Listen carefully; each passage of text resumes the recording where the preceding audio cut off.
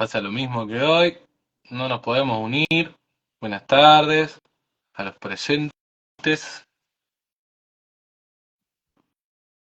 Ahí está, Ahí estamos. fue más rápido que en la práctica. Sí, y se va aprendiendo. Bueno, vamos a ver un cachito que se van uniendo. ¿Cómo andamos? ¿Cómo llegamos? ¿Eh? ¿Cómo llegamos, digo? Bien, ansiosa. Me pusiste presión, hijo. Ah, bueno, Me pus- Mm. llegó el momento. Por fin te pude convencer. Me costó, me costó. Bueno, dicen año nuevo, vida nueva. Así que Bueno, acá arrancamos el estamos. 2020 a full. Claro, tal cual, tal cual. Bueno, como ya sabes, Mm. este es el espacio que hace poquito que abrimos de charlas que transforman.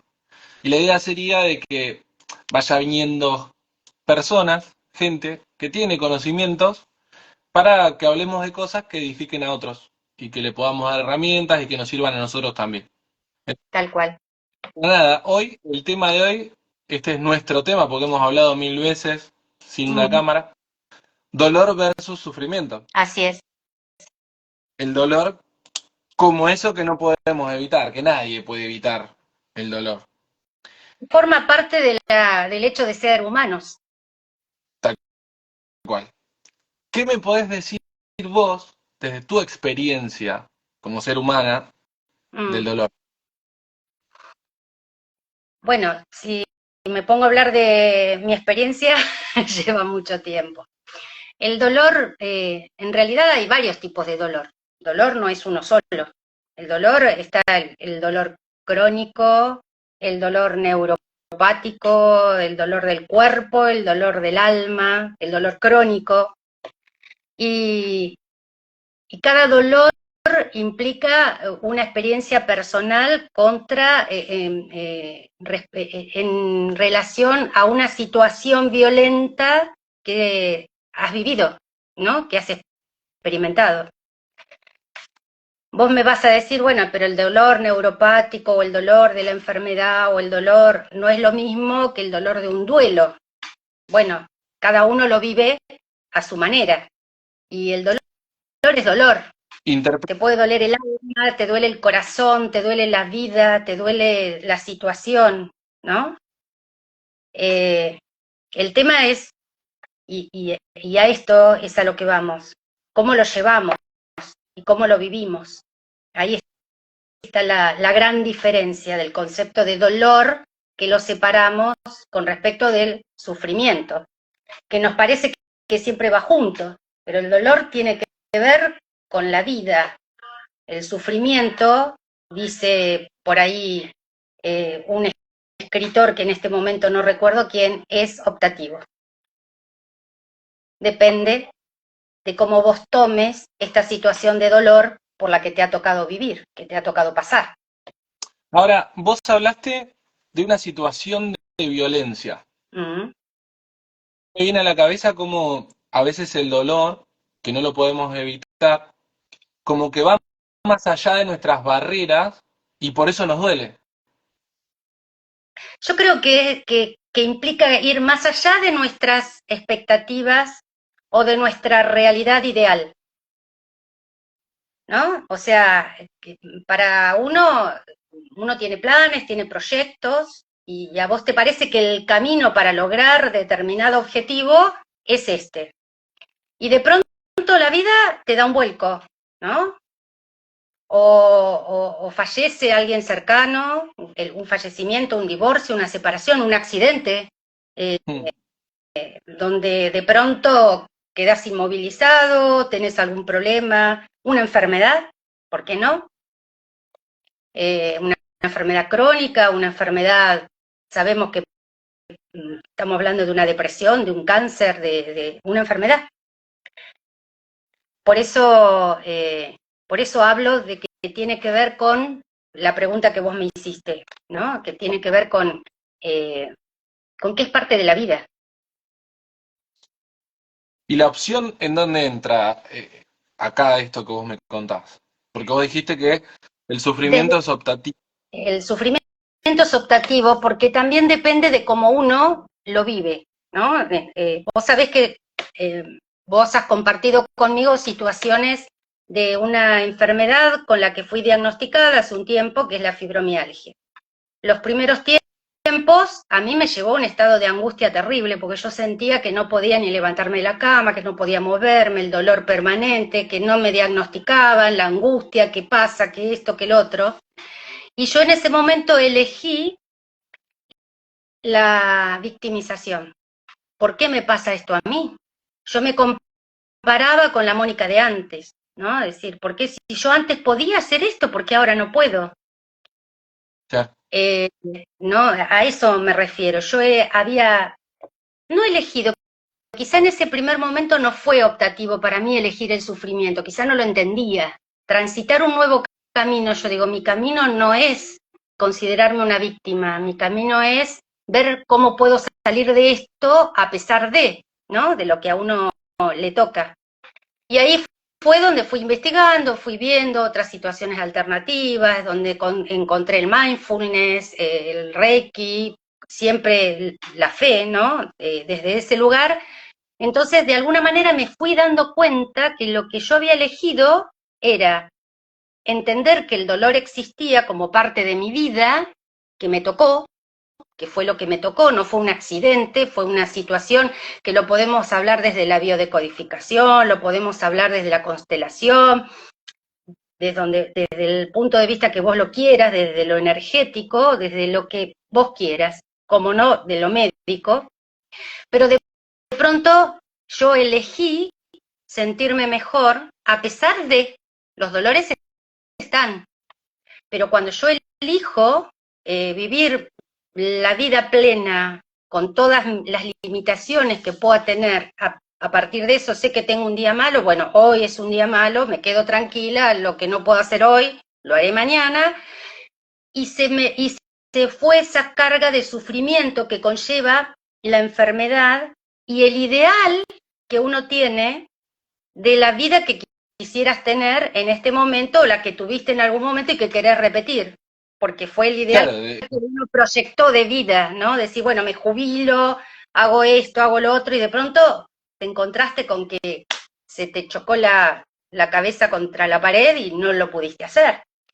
Y como eso, muchas otras cosas, ¿no? Hay, que te viven en la vida. Por eso yo hago la comparación de que el dolor, como somos humanos, vamos a transitar momentos de dolor.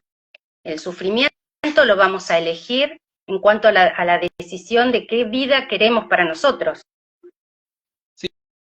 sí, que también vos hablaste de que, bueno, hoy no me siento bien, es parte de darme ese permiso, de permitirme sentir sin caer en el sentir a mí en las artes marciales me decían de que el dolor paraliza, ¿no? Cuando uno hablaba de dolor, decía, tenés que infligirle determinada cantidad de dolor a una persona para que no te pueda contraatacar.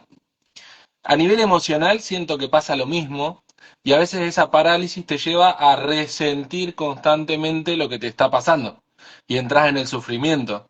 ¿No lo entendés así? Sí, también. Yo creo que por eso también incursioné en el mindfulness, ¿no? Es tomar conciencia. Cuando vos sos consciente de que estás viviendo una situación de dolor y podés entender el porqué sin juzgarte, sin Claro, juzgarte. Decir conscientemente la emoción que estoy transitando en este momento es bronca porque no puedo hacer lo que yo quiero, la ira, el enojo porque la expectativa que yo tenía no la puedo lograr. De pronto lo podés ver como observador de tu propia vida, de tu propia conciencia, porque hay algo que también lo tenemos que conversar. Los pensamientos que genera una situación conflictiva, que tiene que ver con patrones que vos vas formando, patrones de conducta, patrones de vida, patrones de formas de reacción que uno tiene en lo cotidiano, que lo haces en piloto automático, claro. que lo vivís como piloto automático. Entonces, cuando vos podés tomar a través del mindfulness, que es ese tomar conciencia, estar en conciencia plena y vivir el momento, y podés entender que la emoción que vos tenés en ese momento tiene que ver con que te enojaste por tal cuestión, o que tuviste un problema, o que discutiste con alguien y de pronto eso te afecta hasta en el cuerpo, como es perdón que sea autorreferencial, pero me resulta más fácil manejarlo desde esta experiencia, ¿no? Poder entender por qué si yo tuve una X situación de conflicto, es muy probable que a los 2 días, aunque yo esté consciente de que fue esto, por ahí tengo una recaída, ¿no? El tema es cómo elijo vivir esa recaída. Yo sé que fue por esa bronca, esa ira que me agarré, una cuestión emocional que repercute en mi cuerpo, me recompongo enseguida, porque puedo observar cuál es mi pensamiento respecto de esta situación. Pero si yo lo observo, soy consciente de lo que me pasó y puedo decir que yo no estoy culpable de esa situación, o si soy culpable puedo pedir perdón, me equivoqué, empiezo de nuevo, o bueno, la otra persona también tenía un mal momento, un mal día, o esta situación yo reaccioné así porque venía, puedo entender la situación, puedo compadecerme de la otra persona y, ¿por qué no, autocompadecerme por mí en ese momento y en esa circunstancia y sacar las herramientas necesarias para salir adelante? Pero para eso tuve que entender que los pensamientos que yo estaba teniendo hasta ese momento, que generaron ese estado de angustia y de estrés posterior a la situación de conflicto, fue porque yo no estaba preparada para eso, porque de pronto pensé que lo podía afrontar de una manera distinta, porque reaccioné en lugar de accionar, porque en lugar de ocuparme me preocupé anticipadamente. Entonces, de pronto, de acuerdo a patrones de conductas previos y que tienen que ver con la supervivencia de mi sistema nervioso, yo reaccioné y me afectó mi cuerpo. Si yo puedo ser consciente de esta situación, lo puedo entender desde un estado de conciencia, de un acompañamiento conmigo misma, con mi ser interior, y descubro que esos pensamientos que me están provocando este dolor no son realmente míos, son a causa de mis expectativas que no eran las reales, de que no tuve o reaccioné porque soy humana y porque estas cuestiones tienen que ver con la humanidad, no sé, buscarle. ¿Y hasta qué punto yo dejo de tener responsabilidad en esto que me pasa? Puedes decir ahí Sí, sí, dale.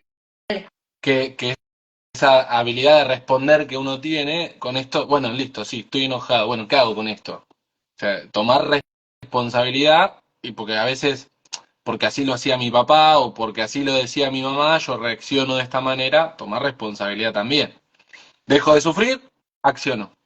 Pero vos podés tomar responsabilidad cuando sos consciente que esa respuesta natural, estamos hablando de un estado de conciencia. Claro. Un estado de conciencia significa un estado de presencia, ¿no? O sea, yo estoy acá, en este momento, no soy la que creció con ese papá o con esa mamá, no soy la persona que le van a pasar todas esas cosas terroríficas que me vienen a la noche y que me atraviesan la mente, no.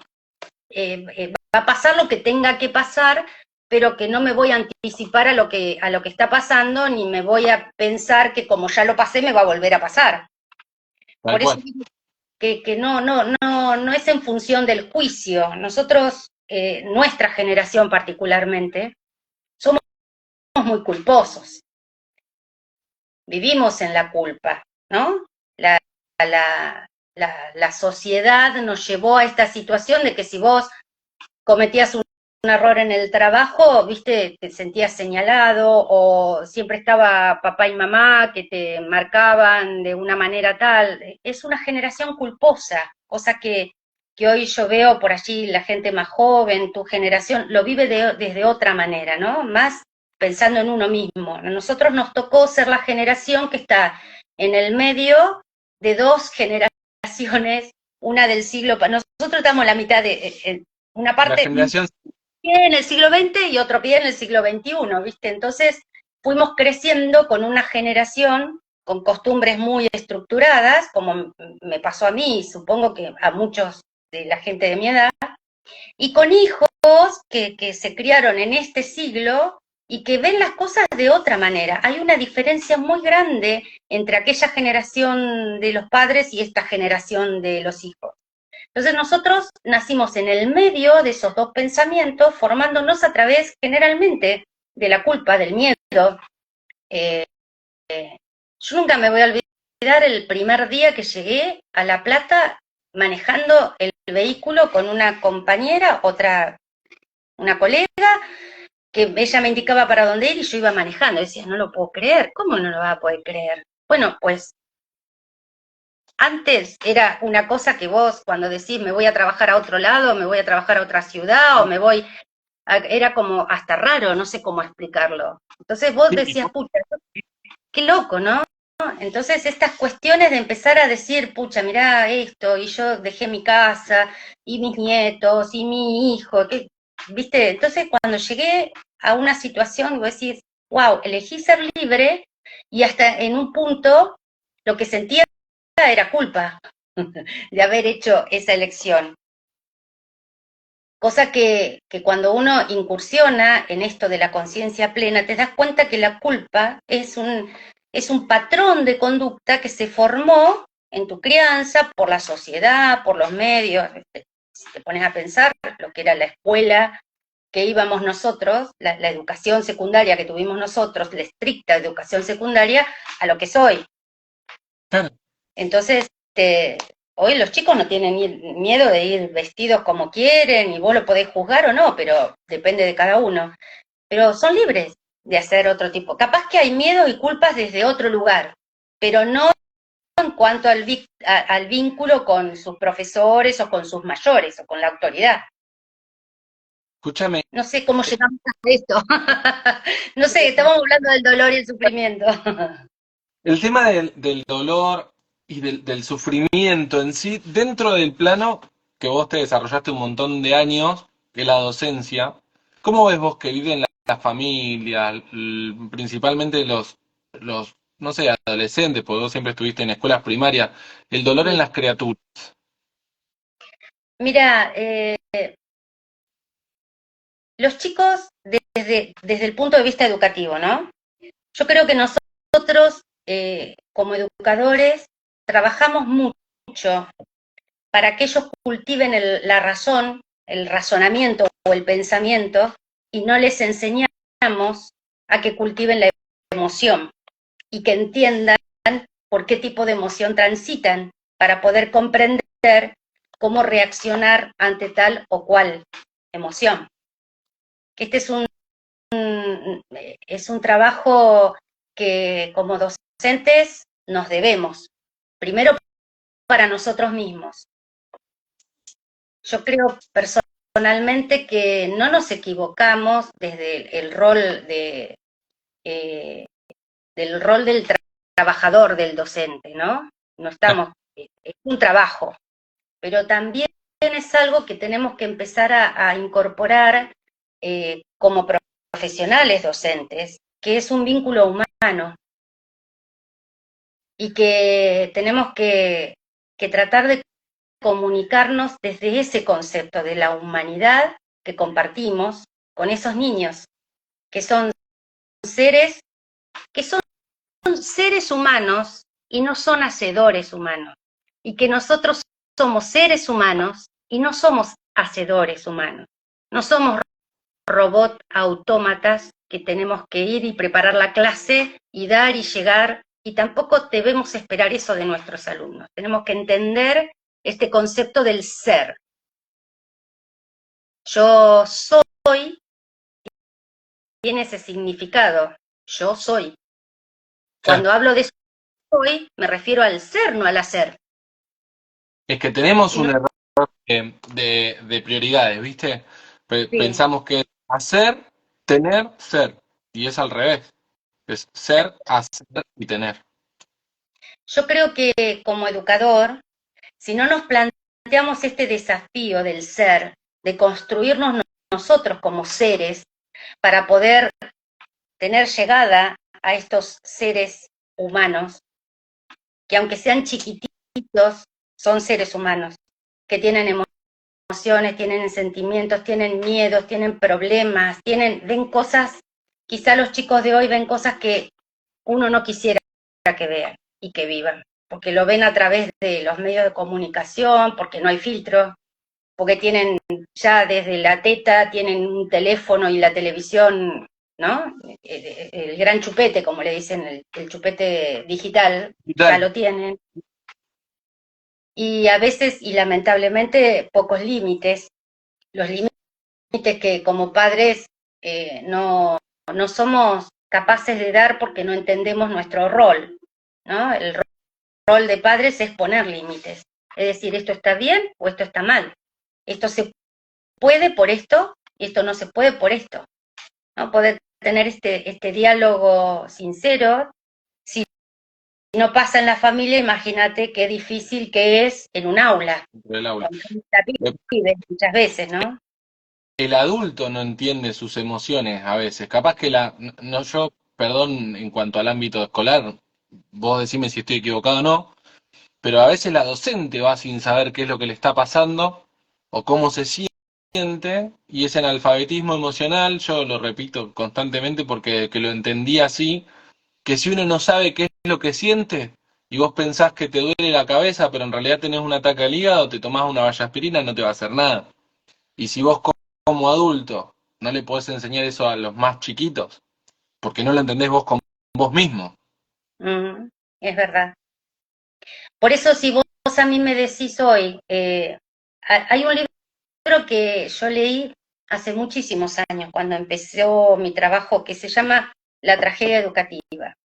Este libro hoy sigue siendo muy actual, está muy actualizado, ¿no? En relación al concepto de los problemas que surgen a través de la educación. Vos fíjate que poco cambió la educación, ¿no? El otro día, ¿te acordás que hablábamos que si de pronto un hombre de 100 años que quedó congelado lo descongelan y aparece, no va a reconocer lo que es un banco porque no tiene idea de lo que es el cajero, no va a reconocer lo que es, no sé, tantas cosas, ¿no? Va caminando, no va a entender nada, pero si pasa por una escuela se va a dar cuenta que es una escuela porque todavía está el pizarrón y las tizas, ¿no? Que no hemos cambiado absolutamente nada respecto de la institución escuela.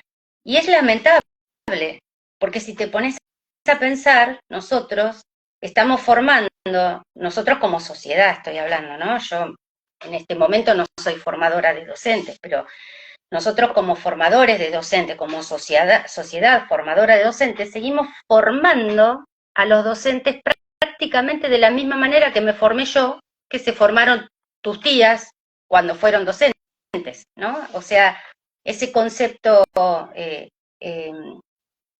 asimétrico de la educación, que así debe ser, ¿no? No estoy renegando de la cuestión asimétrica, pero lamentablemente el concepto asimétrico está tomado desde una disciplina y no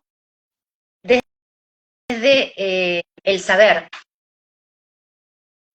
El concepto de asimetría está tomado desde el poder y no desde el saber. ¿Me explico? O sea, yo soy maestro porque tengo el título y teóricamente sé más que vos, y por eso tengo que ser, tiene que haber una asimetría. El docente obviamente tiene que saber más que el alumno. Sí, entiendo. Pero no desde entonces hay una situación de poder, esa es la asimetría que se vive, pero no de la situación solo del saber, que tiene que ver con el saber ser. Y creo que esa es la deuda que tenemos como sociedad hacia los docentes y a su vez de los docentes hacia los niños. Ahora, como que falta una patita a la mesa. Para no indagar más en el ámbito educativo y volver al tema del dolor. Que a mí el ámbito educativo me puede. Para los que no saben, bueno, vos contá ¿Qué es lo que hiciste dentro de la educación?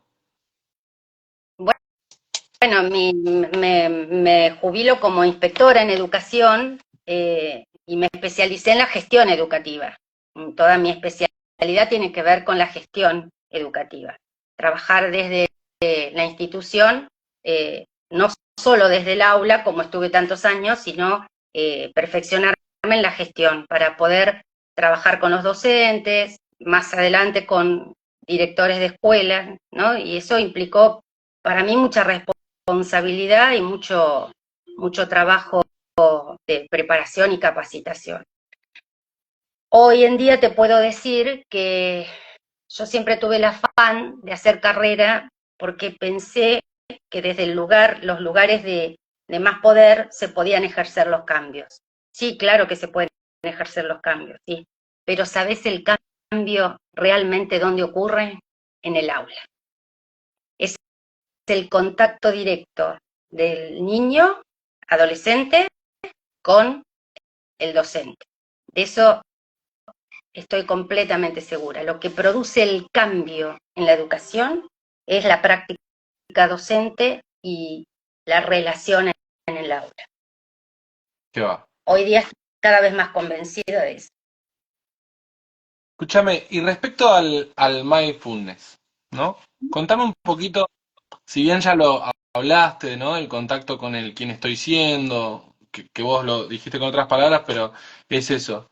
Contame un poquito en qué beneficia el mindfulness al sufrimiento en sí. Yo hoy me doy cuenta de que me pasó X circunstancia, que me sobrepasó, que me está doliendo y que estoy entrando en esa transición de sufrimiento porque no lo estoy pudiendo superar. Vos venís como instructora de mindfulness y me decís, Primero que es un proceso de práctica, que no es una situación aislada, que es algo que uno lo tiene que vivir como parte de uno de manera cotidiana. Es una vivencia. Vamos a partir de esa base.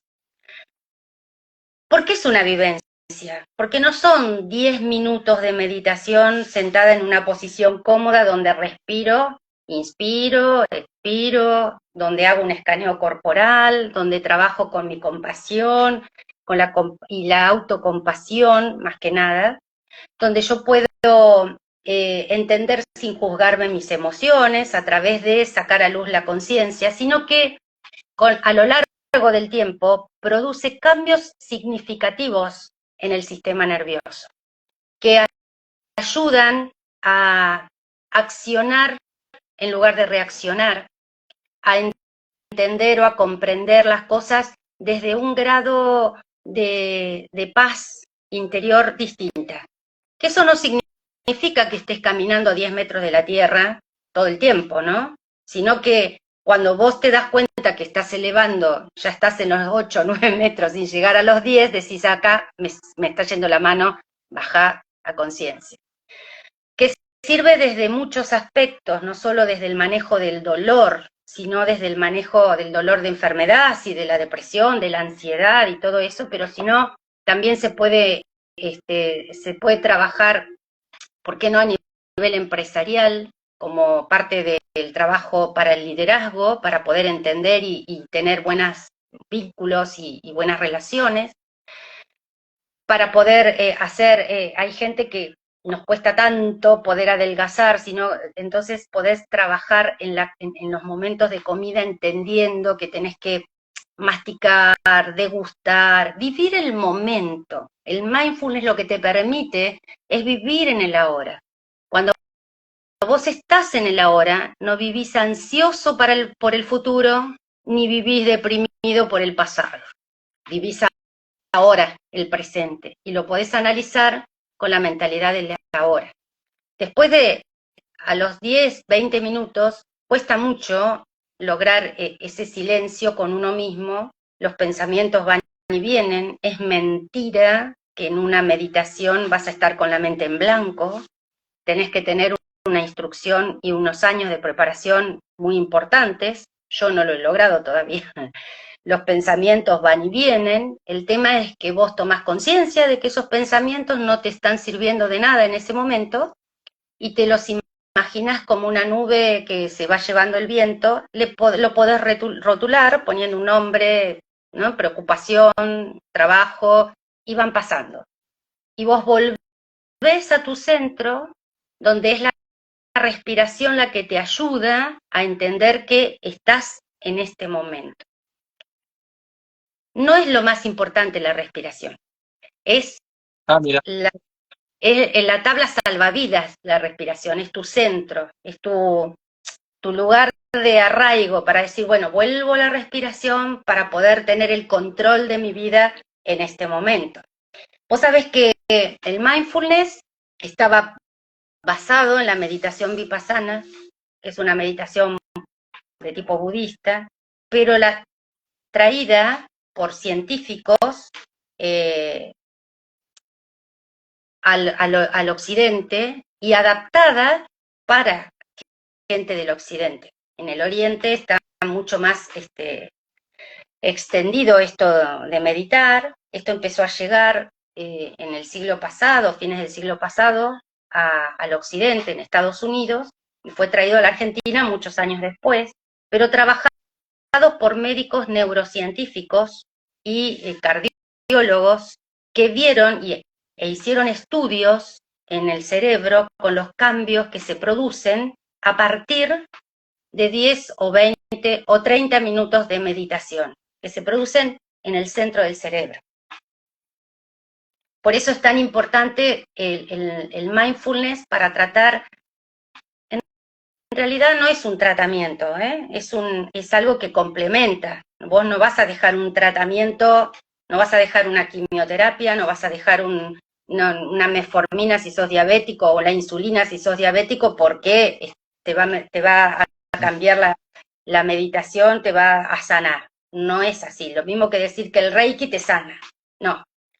Lo que hace es ayudar a equilibrar desde las emociones, y una vez que están las emociones equilibradas, vos podés lograr un equilibrio en tu cuerpo, empezando con la mente. Y bueno, no sé si te expliqué más o menos de qué se trata. Es un trabajo que se puede hacer en 8 semanas, como para una introducción, y después es algo que tenés que continuar el resto de tu vida como parte de tu vida. Buscar un momento, un espacio, un lugar, pero no necesariamente es aislado del mundo, porque hay un tipo de meditación donde vos percibís tu entorno y cómo vos te observás desde el entorno, desde ese entorno al lugar donde vos estás, y haces una observación de tu ser, ¿no? Aparte hay, Sin juzgar. hay un mindfulness que lo podés hacer incluso manejando, porque yo lo he hecho varias veces y es, la verdad que me dio buenos resultados. Eh, Caminando, salir a caminar, practicando las caminatas mindfulness, vos vas percibiendo tu cuerpo. Mi primera experiencia con el escáner corporal de mindfulness fue reconocer a mi cuerpo más allá del dolor. Para mí había espacios de mi cuerpo que yo no los reconocía, que eran los lugares que no me dolían. Claro, había aspectos, por ejemplo, poder hacer un escáner corporal quiere decir poder entender que los dedos de tus pies tienen vida y que son parte de tu cuerpo. Y a Claro. mí los dedos de mi pie no me dolían, yo no los tenía reconocido como parte de mi cuerpo, es una pavada, pero yo decía, mira, existe. Algo tan sencillo como cuando te golpea el dedito chiquitito del pie, Ahí decís, está, ¿para qué me sirve? Y ahí todas, ¿viste? Vos sabés que tal cual. mientras hablaba se me venía a la cabeza la explicación entre el placer, la diferencia entre el placer y el goce. Que el goce tiene más que ver con ese disfrute negativo de las cosas justamente negativas que nos pasan. Una vez dentro del sufrimiento, empieza a reconocer que te empieza a gustar, que te empieza a dar ese goce de eso que estás sufriendo. Entonces hay mucha gente que sufre porque quiere. hablando mal y pronto, vos decís, Porque no, le conviene. vos decís que es por conveniencia. Y a lo mejor te pone esa situación de víctima, te pone en una situación cómoda, donde todos están alrededor tuyo, pobrecita yo. A eso Bueno, me refiero. hay también otro concepto que es el beneficio del síntoma, que es lo que a mí me da placer o que me da goce de esto que me está pasando negativo. Eso también. Ujú. Sí. Eh, y si hablamos un poquito de estos sufrimientos, ¿el Reiki qué papel juega para que vos dijiste te acomoda un poco las energías, la energía, el Reiki? ¿Qué me podés hablar de eso? Vos sabés que yo estudié Reiki también siempre pensando no para trabajarlo quizá para afuera, sino para generar este bienestar en uno, ¿no?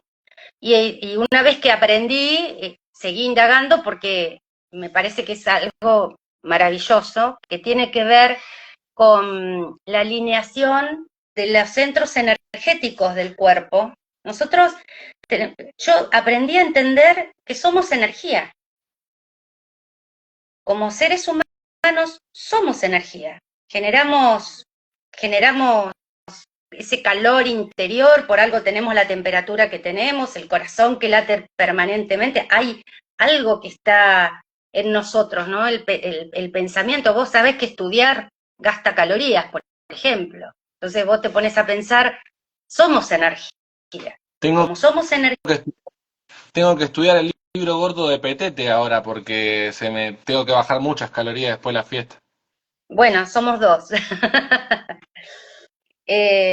Al ser energía, eh, hay cosas que interrumpen el fluir natural de la energía, que puede ser una enfermedad, bueno, desde la neuropatía, desde la terapia neural, ¿no? Que tiene que ver con que lo trabajan médicos y que no me gustaría interiorizarme mucho en eso porque todavía no estoy muy segura de lo que te puedo decir, pero sí sé que por ahí lo entiendo y me cuesta explicarlo, pero eh, Nos es, quedamos con el, ¿cómo? nos quedamos con el Reiki. Sí, vamos a quedarnos en el rey.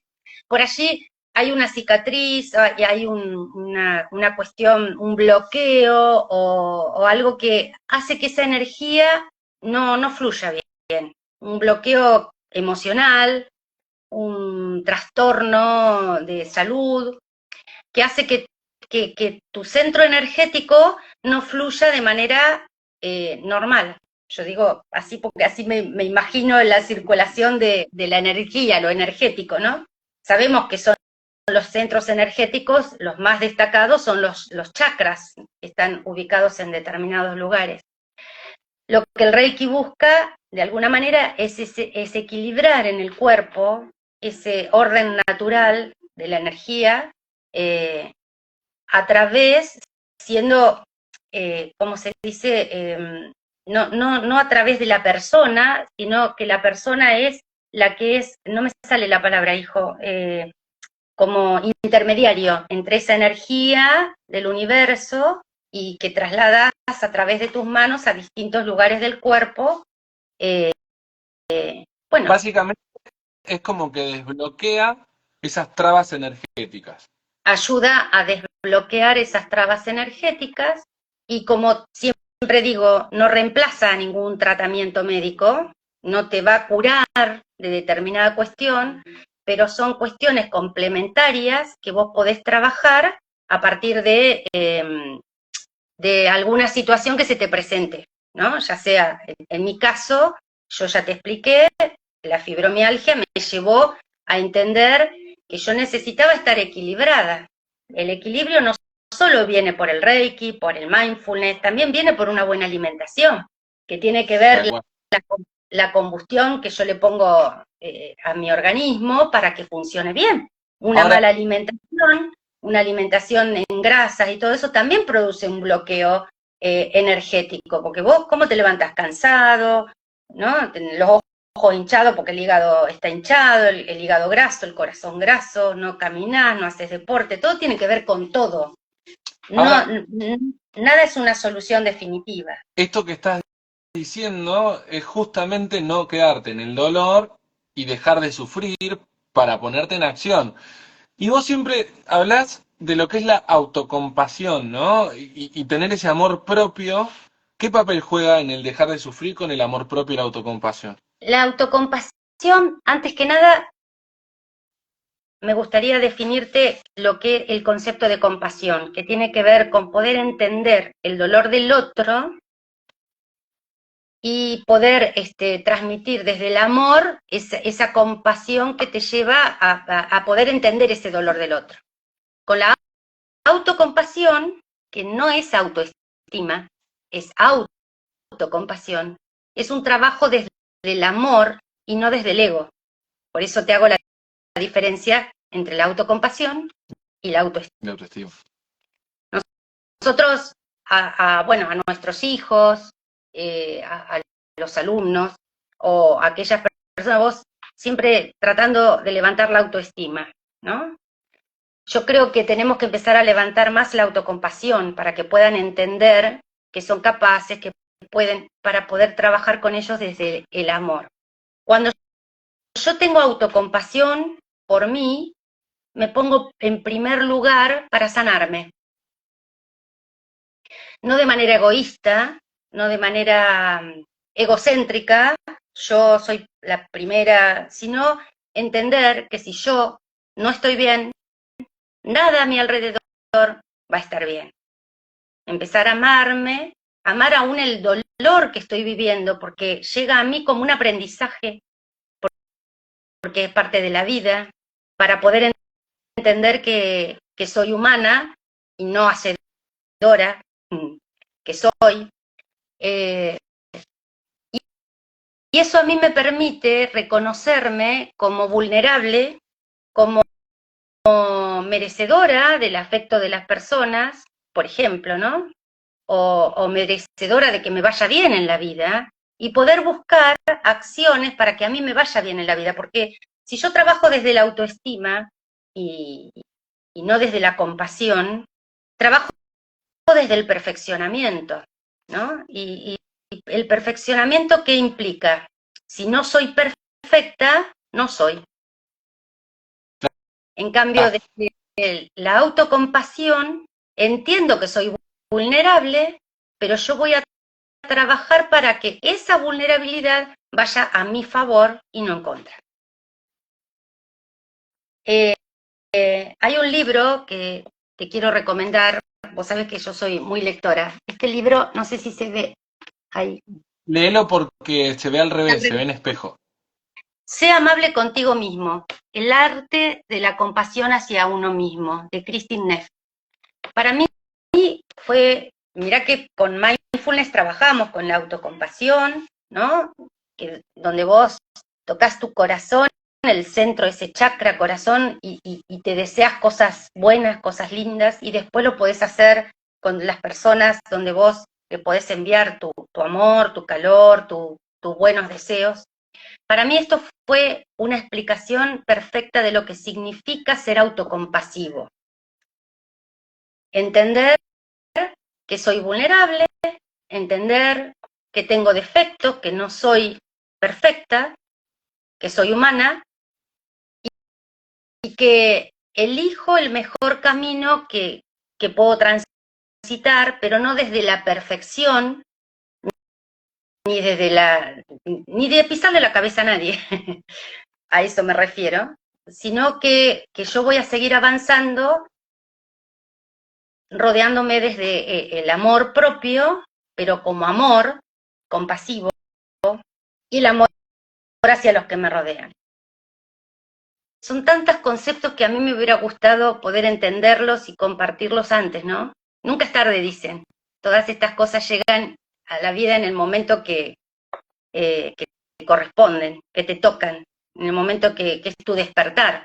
Pero a mí me hubiera gustado poder despertarme antes en estos aspectos y entender que ser autocompasivo no es no me tengo que sentir culposa porque tengo compasión por mí. Vos sabés que hay sectores, hay lugares donde se piensa que la autoconmiseración o la autocompasión es como si fuera algo pecaminoso, que parece que nacimos para dar y para trabajar para los demás, todo para afuera, la solidaridad y el amor, y vos estás destruida por dentro y tenés que seguir dando, porque bueno, es así, y no es así. Tenés que saber decir que no, dando los fundamentos, por qué no quiero, por qué no puedo en este momento. Bueno, se van a enojar, seguro que algunas personas que no entienden se van a enojar, que yo no quiero participar de esto en determinado momento, hasta que entiendan que lo que estoy haciendo es cuidarme porque necesito estar bien, porque si yo estoy bien, todo mi entorno va a estar bien. Fíjate qué loco, ¿no? Porque cuando vos decís se van a enojar porque uno no puede dar, justamente, el enojo viene cuando uno se siente invadido en los límites. Cuando uno siente que están queriendo sobrepasar a uno, automáticamente se activa esa función enojo.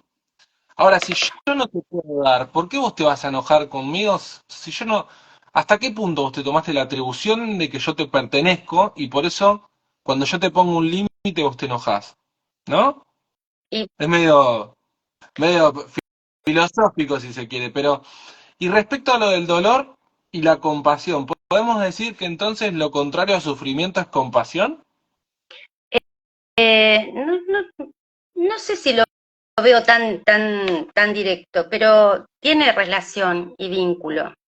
Si yo tengo compasión conmigo misma, voy a tener compasión con vos cuando estás chinchudo o estás enojado, voy a poder entender y no, nunca, no, nosotros nunca, no. Bueno, pero hemos logrado, vos fíjate que a nuestra altura, a la altura de nuestra vida, transitando, no vamos a decir cuántos años, yo por lo menos lo voy a mantener en secreto, no, mentira. En el transcurso de los años hemos podido entender e interpretar que tu enojo tiene que ver con vos y no conmigo. Bien. Tiene que ver, o a la inversa, que bueno, hoy estás atravesado, pero conmigo no tiene nada que ver, y no significa que no me importe que estés así o asá, sino que voy a entender ese enojo, esa ira, ese dolor o esa tristeza desde mi lado compasivo y bueno, te voy a acompañar desde una oración, desde mi mejor, ¿cómo se dice? Deseo de que estés bien y que vayas bien, ¿no? Pero no me voy a sentir culpable. ¿Por qué? Porque si yo puedo ser compasiva con vos, quiere decir que también aprendí a ser compasiva conmigo y el día que esté enojada te voy a decir, hasta acá llegamos, esto no lo quiero, esto no me gusta, esto no lo puedo hacer y vos también lo vas a entender. Y si no lo entendés, tiene que ver con vos y no conmigo. Perdón que te ponga vos como ejemplo. No, pero es así, es lo que yo te decía, el tema de que cada uno tiene sus límites y yo no soy parte de tus límites, ni los tuyos ni de nadie.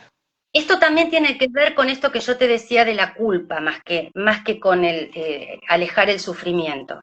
La culpa es lo que genera el mayor de los sufrimientos.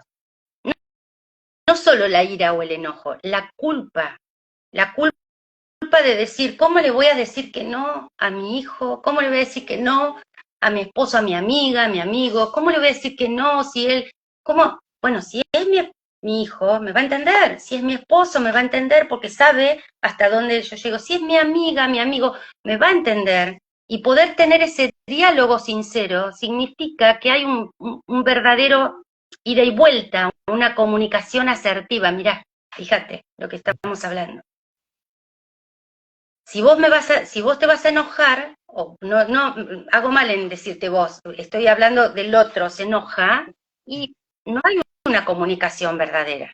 No podemos entendernos. Vos no estás entendiendo lo que yo estoy viviendo en este momento, entonces, chau compasión, chau autocompasión. Y yo, si siento culpa, es porque yo no pude comunicar asertivamente lo que yo estaba viviendo en este momento como para decirte no para determinada cuestión. Quiere decir que nos tenemos que educar también en esto de poder comunicarnos, pero para poder comunicarnos con el otro también tenemos que entendernos nosotros. ¿Cuántas veces nos pasa que no podemos explicar lo que nos pasa? Y estamos sufriendo porque no lo podemos explicar. Tiene que ver el sufrimiento con esto de una comunicación ruidosa. Pasa mucho en las parejas, pasa mucho en la relación padres e hijos, pasa mucho en que damos por hecho las cosas. Bueno, si yo hoy estoy... Estamos ¿Cómo? criados, que estamos criados en una sociedad y un contexto aversivo. O sea, es así. Antes de que nada se piensa lo negativo. Entonces vos capaz que estás sufriendo o estás con un dolor muy puntual y yo lo primero que voy a pensar es que vos me estás atacando. Claro, Pero pasa en todos los contextos. porque entiendo que yo soy el centro de atención. Fíjate que tiene que ver con la autoestima y no con la autocompasión. La persona que tiene autocompasión, que puede lograr esa autocompasión, tiene indefectiblemente la capacidad de ser compasivo con el otro y a la inversa. Y ser compasivo y ser empático, ¿qué diferencia hay? Creo que hay una relación, no sé si hay una relación directa. Yo hablo por mí. Vos, la compasión con la empatía tiene que ver en poder ponerme en el lugar del otro, poder estar en ese lugar y muchas veces te lleva a sufrir lo mismo que está sufriendo el otro. Vos con la compasión tenés un vínculo más objetivo. Yo soy yo, él es el otro. Yo te puedo entender, te puedo comprender, te puedo vincular desde el amor, pero no me puedo poner en tu lugar porque sos vos el que está viviendo eso. Es Claro. tu realidad, no la mía. En ese vínculo de compasión puede haber una comunicación, pero desde lugares asimétricos. Ser demasiado empático hace que el problema del otro lo viva yo de tal manera que ya no soy yo, sino que vivo el dolor del otro. Yo no sé hasta qué punto la empatía eh, ayuda a los vínculos interpersonales más que la compasión. Sí, es un tema para hacer un programa entero aparte. Es, Porque, digamos que, por eso te digo, es mi modo de ver, no tengo una certeza de lo que te estoy diciendo en este momento al respecto. Yo lo veo desde este lugar. aparte que es un tema que está muy en auge hoy en día, ¿viste? Como que todo el mundo te mueve a que seas empático, a que vos entiendas, que vos te pongas en los zapatos, que vos esto, que vos lo otro. Y es como decimos siempre, es dar, dar, dar a pesar de. Yo Así que, pienso que por ahí tiene que ver con el uso de un lenguaje, del tipo de lenguaje que usamos. Yo creo que la palabra empático está de onda. La palabra compasión lo llevas más a un vínculo más secular, por decirlo, no, más religioso, ¿no? En cambio, la empatía es más secular. lo mismo que el significado del amor, porque vos estás hablando hoy de amor y no todos tienen la misma vara cuando se habla del amor. Bueno, ¿qué es para vos el amor? No, no sé si tiene una definición o una percepción. Yo en mi caso es una... Incluso se me vienen hasta definiciones religiosas, si se quiere, del amor. Porque uno tiende a decir es lo que el que ama todo lo espera, todo esto, todo lo otro. Pero por eso te digo que no todo el mundo puede decir, bueno, el amor es esto. O cada uno lo siente de determinada manera. Hay ¿Vos gente decís que que es para esto... subjetivo? ¿Vos decís que ¿Eh? es subjetivo el concepto del amor? Para mí el concepto del amor es totalmente subjetivo. Para mí no hay un, un concepto que uno pueda decir, bueno, sí, te amo y que sea algo universal. Para mí el amor no es universal. Pero bueno, ya nos estamos yendo a un tema filosófico y respecto al dolor, al sufrimiento, no sé si tenés algo más para aportar, para decir. Desde ya te, te recontra agradezco porque yo te cargocié para que hagamos este vivo y, y fue algo que la verdad me dio mucho placer y te agradezco un montón. Lo que me animó fue que dijiste, es una charla más de las que tenemos mientras nos juntamos un rato, una charla más, y así la sentí como una de las charlas más que tenemos. Estas son nuestras charlas Y para sí, todo el resto. y sí, muy filosóficas a veces, pero bueno, está bueno, me gusta compartir esto te doy gracias también por el lugar, por el momento, por el espacio. Y vamos a Y gracias hablar la próxima de, ¿qué habías dicho? amor, podemos hablar de un montón de cosas. Y gracias para aquellos que se conectaron y para los que lo van a ver después, porque esto queda grabado Mm. y después lo va. Ya para la semana que viene ya tenemos también otro programa que va a venir, que vamos a hablar del liderazgo en la vida cotidiana. Mira qué bueno, qué Así que interesante. lo estamos preparando.